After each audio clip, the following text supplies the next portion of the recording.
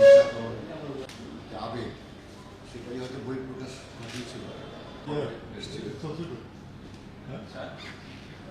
তো বিচ্ছিন্ন কিছু ঘটনা ঘটে গিয়েছিল এবং এটা স্বামী তার স্ত্রী তার স্বামীকে দেখতে পায়নি, মা এবং আপনার তো সন্তান আছে।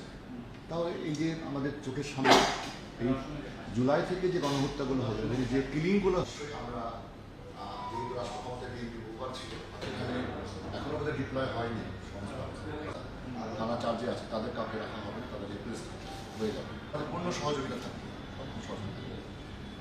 এই নিশ্চয়তা।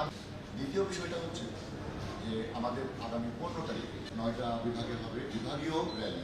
সেখানে আমাদের 8টা জেলা থেকে 0 পয়েন্ট একটা এবং একটা আলো ভর্তিতে এই 3টা স্পট করছে। আমরা ফাইনালি ক্ষেত্রে বিভিন্ন থানায় হয়তো কিছু কিছু ঘটনা ঘটেছে, বিচ্ছিন্ন ঘটনা ঘটেছে, সেগুলো যেন ভবিষ্যতে কেউ কোনো দলের নাম নিয়ে এই ধরনের কর্মকাণ্ড চালাতে না পারে।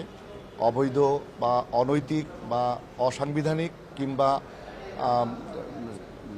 আইন বিরোধী কোনো কর্মকাণ্ডে কেউ যেন লিপ্ত হতে না পারে, সে যে দলে হোক তাকে ধরে যেন আইনের আওতায় নিয়ে আসা হয়, সে বিষয়ে আশ্বস্ত করেছি।